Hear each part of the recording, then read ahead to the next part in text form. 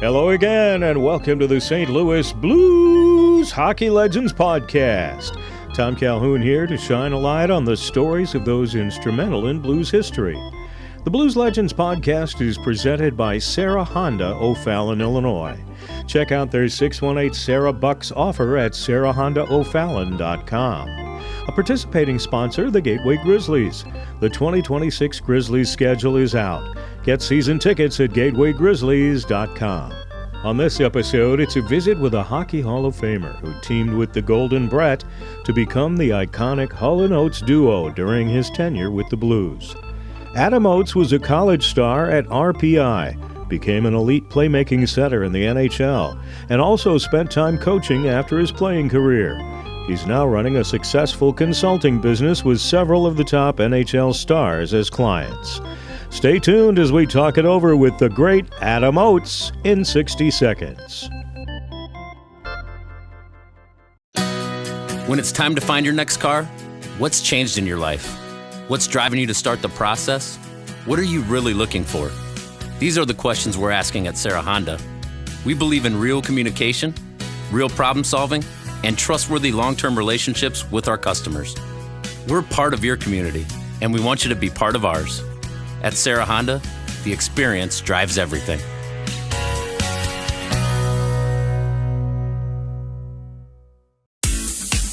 You've got a lot going on in life, and you depend on your car to get you to places you need to be.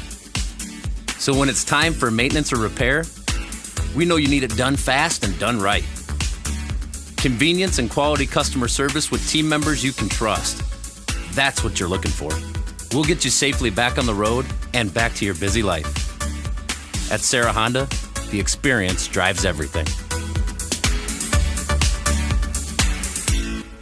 And on this episode of the Blues Hockey Legends Podcast, we are thrilled to have Hockey Hall of Famer Adam Oates as our special guest. Adam, good to see you, and we were much younger when I was announcing your goals back at the old arena back in the day. Yeah, thanks for dating me. Yeah, thanks, Tom. Well, welcome aboard the Blues Legends Podcast. We on the face of it like to get to know the person a little bit more than the player and the coach. But so let's go back to your days in the Toronto suburb of Weston. That's where you were born. Did you grow up there? Yeah, I did. It's pretty close to the airport. Grew up there until I went to school, and my family's still all in Toronto. So yeah, that's home. That's home. What was growing up there like? Tell us about your family a little bit. Mom, dad, sisters, brothers, all that. Yeah, I got two sisters and an older brother. And being Toronto, it's hockey, right? Like I played lacrosse in the summer and hockey in the winter. And as people know, Toronto's a big hockey market. And my brother played. He was very good. I tagged along with him. And honestly, it's just kind of one of those things where my whole life has been hockey. It still is. It's never changed. I'm a pretty lucky guy when you think about it. Like I haven't had too many hobbies, didn't need too many, right? I've always loved hockey, still do. And we grew up a hockey family for sure. And somehow it worked out for me. Yeah, but you were a box lacrosse star before you became a hockey star, right? I read that on your Wikipedia profile, and a lot of people down this part of the North American continent don't know a whole lot about box hockey. Talk about that a little bit. Yeah, it's lacrosse indoors. I mean, really, quite honestly, very similar to hockey. It's the field lacrosse game indoors. And growing up, great sport, like absolutely great sport. They have a pro league still right now. And, it was something that at a certain age, you had to kind of like let lacrosse go and focus on hockey. And that was kind of like my midget year. And then, because obviously hockey had pro and I was trying to become a pro hockey player. Yeah. I called it box hockey. It's actually box lacrosse. My bad on that. You've also gone on to found the Oates Sports Group, mentoring players. Tell us a little bit about those current activities you're involved with. Well, after I retired, when I got back in the game, I got back into coaching, and I'm not gonna lie, I really enjoyed it. But one of the tough things about being a coach is you get fired. And when I got fired from Washington, I saw something on TV about LeBron James working with a skills guy. And I kind of thought about it, and I called some of the guys I coached and said, "What do you think about working with me in the summer doing skills?" And a couple of guys said, "Yeah." So I started the business about 8 years ago now, and that's still what I'm doing right now. We have like 200 clients. We work on skills. It's a full-time gig.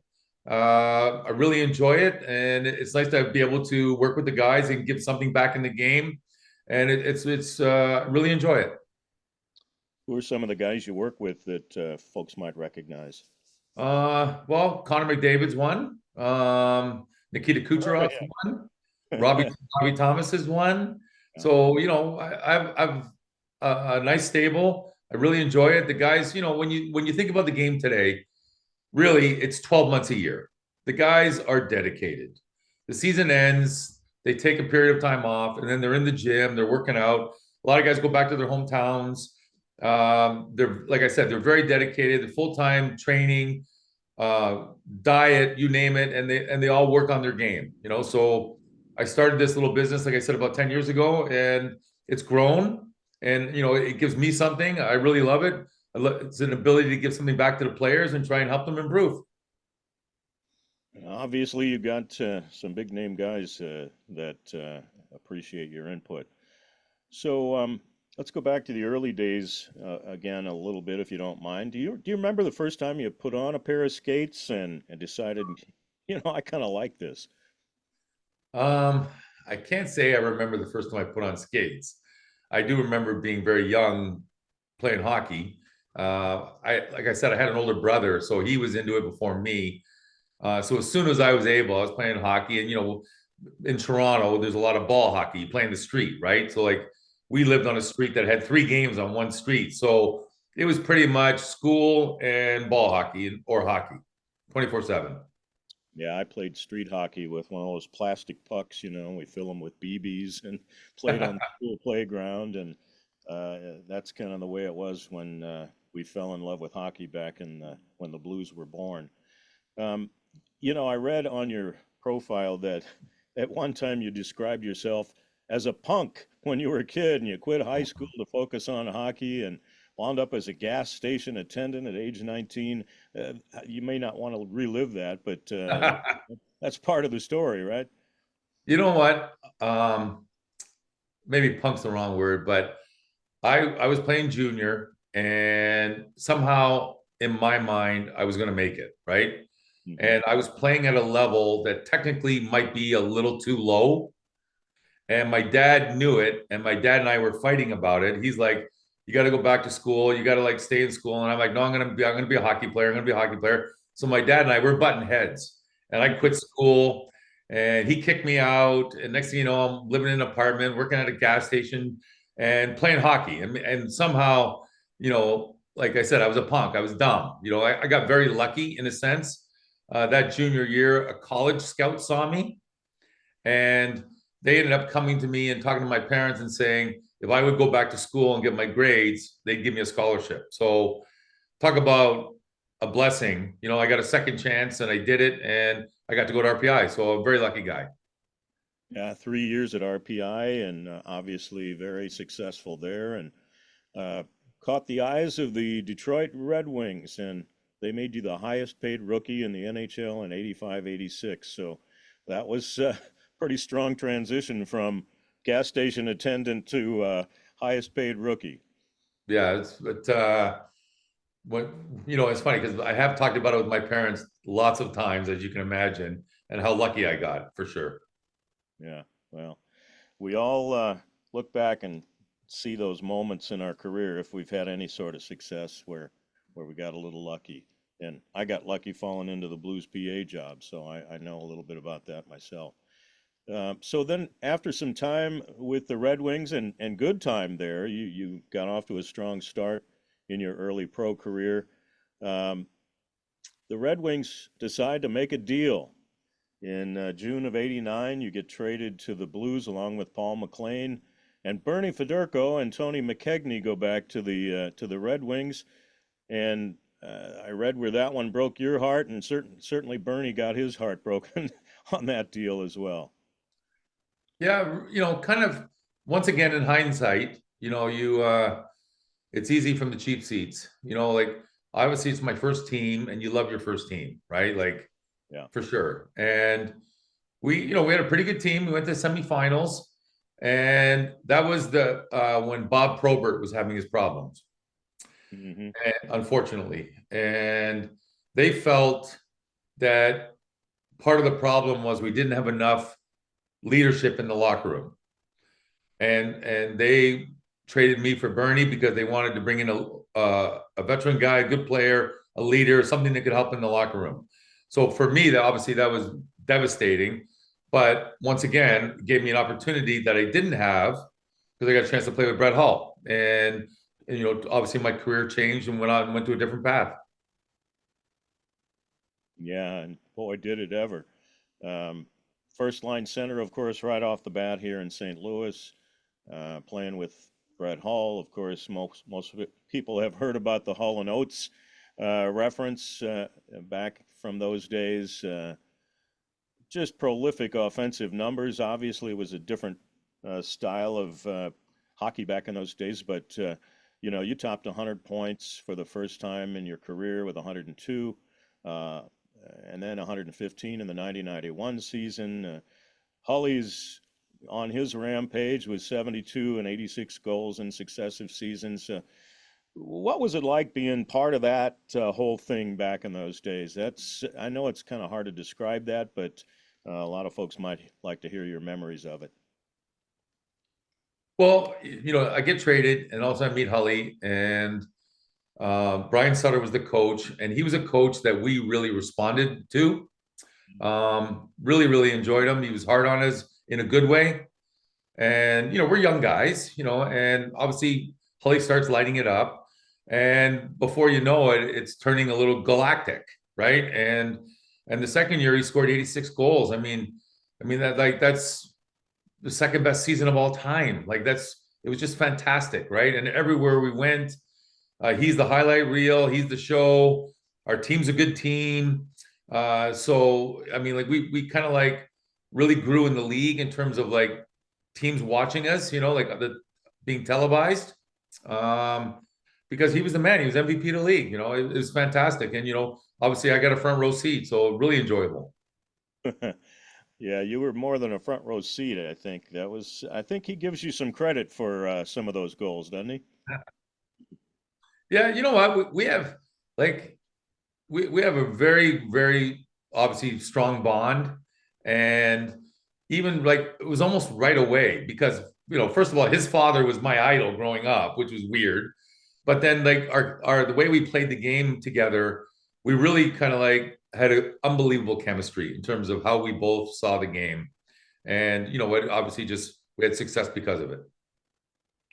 And it was my honor to announce all of those goals back in those days at the old arena. What fun that was. So, you have that good run for a while there with the Blues. Then, the Blues wind up signing Brendan Shanahan and Garth Butcher and Ron Sutter to some pretty sizable contracts. And you start not being so happy with your contract extension, and things go a little sour here in St. Louis. Yeah. Tell our listeners a little bit about how that went. Well, it's just one of those things where you felt undervalued, right or wrong. I felt undervalued, Mhm. and um, they they were not willing to give, and I wasn't willing to give, so it became a little toxic, and they moved me. Which in hindsight, once again, I can't blame them.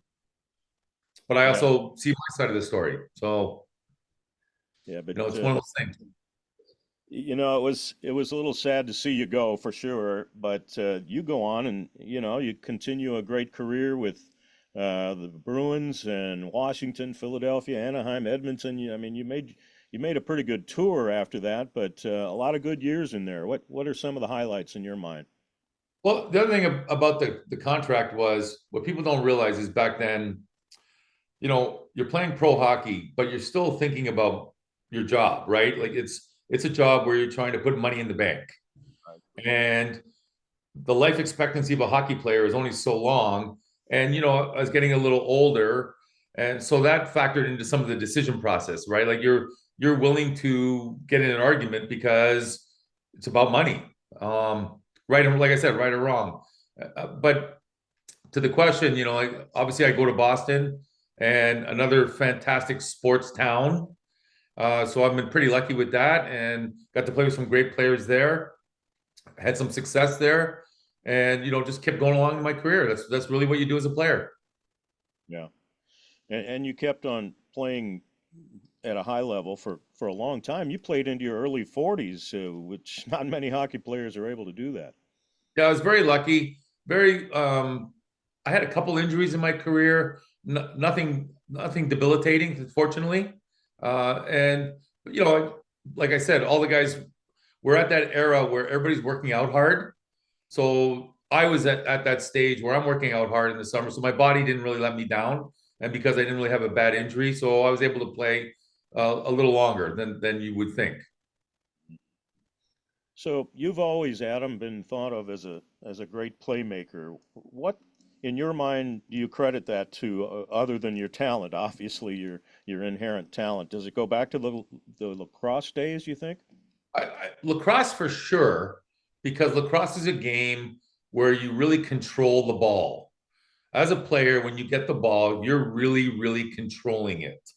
Mhm. So that obviously is something I learned really fast how to control it, and then that sort of went into my game as a hockey player. I controlled the puck pretty good, and and the way I was raised by my parents, my dad was a soccer player, and he really believed in passing, and so he kind of like I was a centerman, and I was sort of like raised to pass the puck, and that was sort of like the family mantra. Yeah. Didn't Dad say something like, if you pass the puck, your teammates will always be happy with you, huh? And you know what? He was pretty right about that. I know Brett Hull would say that for sure. So after playing days end, you get into the coaching business, assistant coach in Tampa and New Jersey, and eventually head coach of the Capitals in 2012. The same day you were elected to the Hockey Hall of Fame. I don't think many people can say that. No, that was obviously very unique, right? Uh, so tell us about the Hockey Hall of Fame experience from your perspective. Um, you know what? As a player, I can't think of a better honor. It's not something you think about, and but then all of a sudden you get rewarded, and like I'm very fortunate. It is a huge honor. I got to be inducted with some fantastic players, as all the guys are, and just another great experience for me and my family. Yeah, I've been to the Hockey Hall of Fame in Toronto. What a wonderful shrine that is for those of you who are in it. The coaching career in Washington, you didn't have great success there, and a lot of that depends on the roster of players I think that you're given. Tell us about your coaching days. What are some of your memories from that? Well, first of all, thank you for giving me a little bit of a break there. You know what? I love coaching. I did. I loved it. I love it. I love it because, like a player, it's a puzzle, right? And I love the puzzle. I love trying to figure out the puzzle. I still do. I really enjoyed it there. I like to think I was a player's coach. Like I really care about every guy having success. Maybe to a fault. I don't know. But I really enjoyed it. And then, like I said, I got let go, and I was in that transition, and I started this business, and I've never looked back. And honestly, I really never looked back because number one, I love this. Number two, I didn't want anybody to think I'm just biding time to get back into coaching. So I really wanted to make a statement that I'm working with the guys. Hmm. So the coaching career didn't last all that long, as you indicated, but you're still coaching in a way, right? Yeah. You're still at it with your business. Uh, I think I'm curious. I think maybe our listeners might like to know What sorts of things do you work with a guy like Connor McDavid or Robert Thomas? Well, it is funny. Like when people watch, they're like, "What are you guys doing?" And the real honest answer is, I'm just working on hockey. Like whatever a single situation that might occur in a game, I am trying to work on. We play in an arena with boards, so it's always the same. It's always the same. The puck comes around the boards. How do you play it? Well, that's a good question. How do you play it around the boards? You got the guys come to hit you. How do you see them coming? How do you pass the puck? How do you shoot the puck? How do you win a face-off? How do you get position? And at the end of the day, every single decision has a skill that's required, right? Where most people think of skills, they think of shooting. Well, okay, yep, that's a skill for sure. But what if you only get one shot every game? You play 17 minutes and you get one shot. Why would you ever work on shooting? Right? You play 17 minutes and get one shot. And it might be a tip, might be a rebound.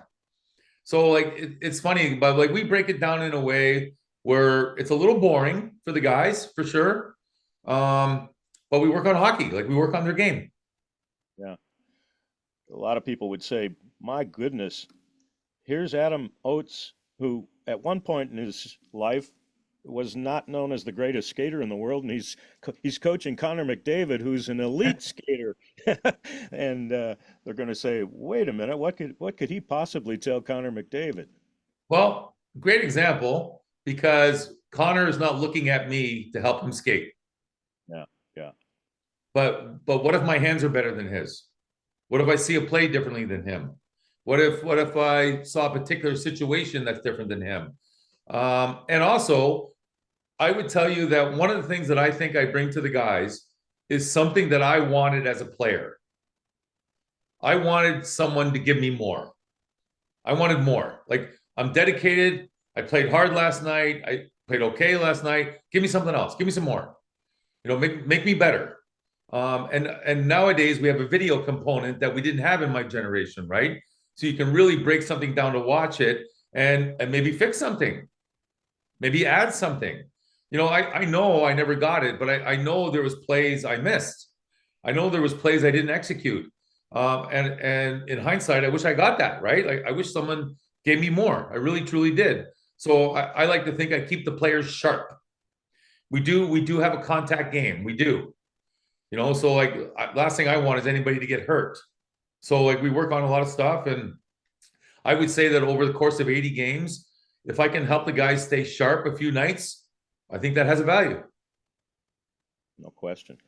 And all the hockey I've watched over the years, I get the impression that a lot of it has to do with anticipation and being in the right place at the right time if you're going to be successful. And I would imagine you have a lot of thoughts along that line. For sure. Like when you say anticipation, it's to me, I use a lot of analogies with cars. Like, so you're driving down the highway and it's a 3-lane road. You're going 70 miles an hour and there's cars left, right, in front, and behind, right? So you have to navigate the road, don't you? Well, so do we. So do we. And the best players run the best routes. That's a fact. And, they can go to their forehand, they can go to their backhand equally. Why? Well, what if you have to go to your backhand? You got to be able to execute on your backhand. So like honestly, that's the kind of stuff we work on. We work on the ability to be spontaneous in the game. Like whatever happens in front of you, can you react correctly? Like what does the coach want right now? And I've played enough, I've seen enough. I know obviously the patterns, and we try and work on the guys being able to execute the patterns. Are most of the guys you work with the high-end elite players, or do you have some guys that are just trying to make it? I have 25 girls. We got college girls, we got high school girls, we got girls playing in the pro league. I got junior players. I got a few younger players. Obviously, guys in the minors, guys in Europe. So, because of video nowadays, you can touch base with anybody. Yeah, yeah. Yeah, I'm looking forward to the women's pro league and seeing how that develops. That's a whole new wrinkle, right? Yeah, you know what? They're good. Yeah, They're really good. yeah. Yep. I And they're very dedicated. yeah, I worked a game in St. Louis last year for the women's pro league, and I think a lot of people who came to that game were totally impressed with the skill level. No question. No question. Yeah. I would make a couple of adjustments to the game, but I think the girls are very talented. So, professional athletes like yourself usually pay a price for playing their sport. Are you dealing with any ongoing physical issues because of your number? If you ask my wife, she would say a lot, right? Um, you know what? I like everybody, when you play long enough, you have some surgeries. I would say that the only thing that is really, really always on my mind is my right knee. I had two surgeries in my knee. And I'm older now, so I do a lot of maintenance on it. That's my only little hiccup, quite honestly. And you have to get out and skate with the guys too, and gals now from time Yeah, to time. it's weird. It's weird. Skating doesn't really bother it. It's everything else. Yeah. So, does Adam Oates have any regrets about the way things have gone for him? I mean, you're in the Hockey Hall of Fame. You can't have too many, I don't think. No, I think, and you obviously do reflect a lot in your life, and there's a couple of situations maybe I would have handled differently if I was a little bit, I had a second chance at it. But I would say I was a pretty dedicated player my whole career. I cared. I still care. So I'm pretty content with hockey. Yeah. So, how would you like to be remembered? How would uh, when you and we all can't get out alive from this life? How would you like to be remembered when people think about Adam Oates? You know what? I guess that's a good question. I don't know. I guess I would like for people to say he was a good hockey man. That's sort of what I say about guys that I played with that were older than me. When people go, "Hey, what do you think of him?" Oh, he's a good hockey man. And that's so I would hope people would say that about me. All right, we'll let it go there. Adam Oates, thanks so much for your time today. A great little conversation here, and we'll get this out soon to the many fans you still have here in St. Louis. I appreciate your time. Hey, anytime, Tom. Thank you. Thanks for being with me for another episode of the St. Louis Blues Hockey Legends Podcast. We'll have another legend coming up soon, so stay tuned to our social media for news on who that legend might be. Visit paguytom.com or blueshockeylegends.com and sign up for our Legends email notifications. The Legends Podcast is also available on the Scoops Sports Network at scoopswithdannymac.com. Video of the podcast is published the Monday after the Friday release of the audio. As always, please like and share on Facebook, X, and Instagram, and please subscribe to our YouTube channel. It all keeps the Legends Podcast alive and well. Tom Calhoun here saying thanks for being a fan, and let's go Blues!